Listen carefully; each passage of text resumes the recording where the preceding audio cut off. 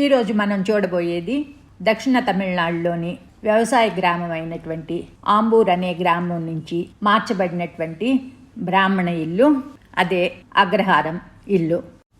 ఈ అగ్రహారంలోని బ్రాహ్మణ ఇల్లు చక్కటి శివలింగం, వేప చెట్టుతో మొదలై ఒకదానితో ఒకటి అతుక్కుని వెడల్పు తక్కువగాను మరియు పొడవు ఎక్కువగాను ఉండి ముందు పెంకులతో కూడినటువంటి వసారాతోనూ ఇంకా పైన ఒక డాబాతోనూ ఉండి వెనుక వైపు విశాలమైన పెరడుతోనూ ఉండటం జరుగుతుందట.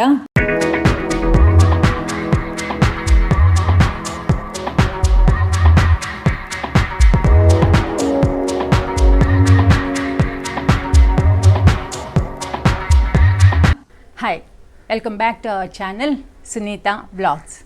ఈరోజు మనం దక్షిణ చిత్రలోని ఆంబూర్ హౌస్ అంటే బ్రాహ్మణ అగ్రహారంలో ఉన్నాము. సో ఈ అగ్రహారం హౌస్ని నాతో పాటుగా మీరు కూడా చూసి ఎంజాయ్ చేయండి. ఇదే ఆంబూర్ హౌస్. తిరునల్వేలి ప్రాంతంలోని గ్రామాలు మరియు పట్టణాల్లో ఈ రకమైనటువంటి బ్రాహ్మణ గృహాలు ఎక్కువగా ఉంటాయి. సో అక్కడి నుంచి తీసుకురాబడిందే ఈ ఇల్లు. ఈ ఇంటి ఎంట్రన్స్ ఇలా రెండు చక్కటి పెద్ద పెద్ద అరుగులతోనూ ఇంకా ఇలా స్తంభాలతోనూ పైన పెంకులతోనూ ఒక పైన మేడతోనూ ఉన్నటువంటి బ్రాహ్మణ ఇల్లు ఇది. సో ఈ అరుగులవి కూడా చక్కగా ఎంతో నున్నగా కూర్చోటానికి ఎంతో బాగున్నాయి కదా ఇవి. సో ఇక్కడ ఒక చిలక జోస్యం అని కూడా ఉంది. అయితే నేను వెళ్ళిన రోజు అతను లేడు. ఇలా ఎంటర్ అయినట్లయితే కనుక ఈ గుమ్మంలో నుంచి ఇదే మెయిన్ డోర్, ఇంటి లోపలికి వెళ్ళటానికి సంబంధించినటువంటి మెయిన్ డోర్. ఇది చూడండి, డోర్ కొంచెం డిఫరెంట్గా ఉంది. రెండు లాక్లు, ఇంకా ఇది వరకు అలా ఒక ఇనుప కొక్కి లాంటిది ఉండేది కదా, ఆ పక్కన ఒక రింగు లాంటిది ఉంటే దానిలో ఇది తగిలించి ఉంచేవాళ్ళు. అంటే తాళం వేయినప్పుడు అలా కొక్కితో తగిలించి ఉంచేవాళ్ళు. సో ఎంటర్ అయిన తర్వాత కూడా ఇలా పక్కన ఆడవాళ్ళు కూర్చోవటానికి అన్నట్లుగా ఒక గుమ్మం పక్కనే ఒక చిన్న అరుగు. ఇంకా ఈ రూమ్లో ఆ ఫ్యామిలీకి సంబంధించినటువంటి ఫ్యామిలీ మెంబర్స్తో కూడినటువంటి పిక్చర్స్. ఇక్కడ ఒక చిన్న గోడకు ఉన్న అల్మారా. ఇదివరకు ఇట్లా గోడకి బిగించి అల్మర్లు ఉండేవి కదా, ఇప్పుడు ఇలాంటి అల్మర్లు చూడటం చాలా తక్కువ. ఆ వెడల్పు కూడా చూడండి, చాలా తక్కువ వెడల్పుతో చిన్న చిన్న సామాను అవి పెట్టుకోవటానికి వీలుగా ఇట్లా అల్మర్లు ఉండేవి కదా. ఇటువైపుని చూస్తే కనుక మేడ పైకి వెళ్ళటానికి చెక్కతో చేసినటువంటి మెట్లతో వుడ్ సీలింగ్తో ఉన్నటువంటి చక్కని రూము.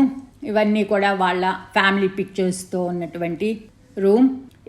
ఈ రూమ్ దాటి కొంచెం ముందుకు వెళ్ళినట్లయితే కనుక ఇక్కడ ఒక హాల్ లాగా ఉంది. ఈ తలుపు కూడా చూడండి ఎంతో ప్రత్యేకంగా డిఫరెంట్గా అనిపించింది.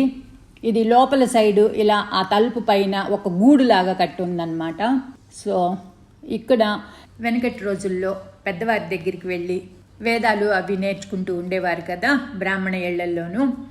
అప్పటి రోజుల్ని గుర్తు చేసుకునేట్లుగా ఒక గురువు ఒక శిష్యుడికి బోధన చేస్తున్నట్లుగా ఉన్నటువంటి రెండు బొమ్మలు ఎంతో ముచ్చటగా ఉన్నాయి కదా. ఇంకా వాళ్ళకి సంబంధించినటువంటి ఒక చెక్క పెట్టి దానిలో తాళపత్రాలు, ఇంకా వాళ్ళు ఆ రోజుల్లో రాసిన వాటికి సంబంధించినటువంటి పత్రాలతో ఉన్నటువంటి ఒక పెట్టి. హాల్లో ఈ కుడివైపునికి వెళ్ళినట్లయితే కనుక ఎలిమెంట్స్ ఆఫ్ పూజ అనే పేరుతో ఒక హాల్ ఉంది. ఈ హాల్లో పూజకి సంబంధించినటువంటి పూజకు ఉపయోగించిన వస్తువులన్నిటితోనూ ఈ రూమ్ ఉంది. సో ఈ రూమ్లో కుడివైపు ఎడమవైపు కూడా పూజకు ఉపయోగించినటువంటి అనేక రకాల వస్తువులు పెట్టి ఉన్నాయి. Water, fire, flowers, sound. అంటే ఈ నాలుగిట్లకి సంబంధించి వాటర్ అంటే పూజకి ఉపయోగించడానికి నీళ్ళకి వాడిన పాత్రలు, ఫైర్ అంటే కనుక ఈ దీపాలు, కుందులు ఇవన్నీను, ఇంకా ఫ్లవర్స్ ఇవి పువ్వులు పెట్టుకోవటానికి వాడినటువంటి ప్లేట్లు, పువ్వుల బుట్టలు లాంటివి. ఇంకా సౌండ్ అంటే కనుక వాయిద్యానికి ఉపయోగించినటువంటి అనేక వాయిద్య పరికరాలు. ఇవన్నీ కూడా చాలా బాగున్నాయి. ఎందుకంటే ఇవన్నీ కూడా 150 సంవత్సరాల నాటివి కదా. సో చూడటానికి కూడా వివిధ రకాల షేప్స్లో ఎంతో అందంగా చేసి ఉన్నాయి. సో ఈ రూమ్ అంతా కూడా చక్కటి వస్తువులతో చూడటానికి ఎంతో బాగుంది. ఇంకా కొంచెం ముందుకు వచ్చి లెఫ్ట్ హ్యాండ్ సైడ్ చూసినట్లయితే కనుక ఇక్కడ ఒక పూజా రూము, చక్కటి వీణతో దేవుని విగ్రహాలతో కూడినటువంటి పూజా రూమ్. ఇదివరకు బ్రాహ్మణ ఇళ్లలో ప్రతి ఇంట్లోనూ కూడా ఒక వీణ ఉండేది. అందరూ కూడా ఆడపిల్లలు చిన్నప్పటి నుంచి వీణ నేర్చుకోవటం అనేది వాళ్ళకి ఒక సాంప్రదాయంగా ఉంటూ ఉండేది. బ్రాహ్మిన్స్కి చక్కని గాత్రం ఉంటుంది కదా, అందులోనూ చక్కగా పాడటం అవన్నీ చేస్తారు. సో ఇక్కడ కూడా కొన్ని దేవుళ్ళ పటాలతోనూ ఇంకా ఇంటి వారికి సంబంధించినటువంటి పిక్చర్స్తోనూ ఉన్నటువంటి హాల్ ఇది. ఇక్కడ ఇంటి కుటుంబ సభ్యులకు సంబంధించినటువంటి చాలా పిక్చర్స్ పెట్టున్నాయి. ఇక్కడ ఒక కబర్డ్ లాంటిది ఉంది, దానిలో కొన్ని దేవుడి విగ్రహాలతో ఈ కబర్డ్ కూడా ఎంతో అందంగా ఉంది. చక్కగాను అప్పటి వస్తువులు కొన్ని పెట్టున్నాయి. సో ఇదే ఆ కబర్డ్. ఇక దాని పక్కన ఒక వంట రూమ్.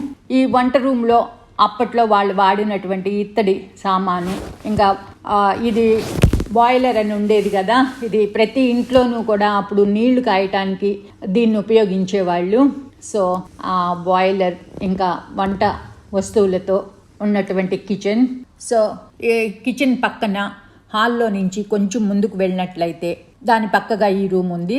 ఈ రూమ్లో కూడా కుటుంబ సభ్యుల ఫోటోలతో ఉన్నటువంటి ఒక చిన్న రూమ్. ఈ రూమ్ దాటి ముందుకు చూసినట్లయితే కనుక ఇది పెరడ్ ఏరియా. ఆ ఏరియా అంతా కూడా ఎంతో విశాలంగా ఉండి అక్కడ ఒక ముచ్చటైన ఒక తులసి కోటతో ఆ ఏరియా కూడా ఎంతో బాగుంది. సో ఇది టోటల్గా ఈ హౌస్ యొక్క లుక్. ఈ హౌస్ లుక్ ఎంతో బాగుంది కదా, బ్రాహ్మణ ఇల్లు ఎంతో ముచ్చటగా ముద్దుగా ఉంది. ఇక ఇంటి వెనుక వైపు వెళ్ళినట్లయితే కనుక వెనుక ఏరియా అంతా కూడా చక్కటి ఖాళీ స్థలంతోనూ ఇంకా మొక్కలతోనూ అరుగులు, కిటికీలు, తలుపులు వీటిలన్నిటితో ఎంతో చక్కగా ఉంది. సో వెనక కనపడేటటువంటి ఏరియా ఇదంతాను.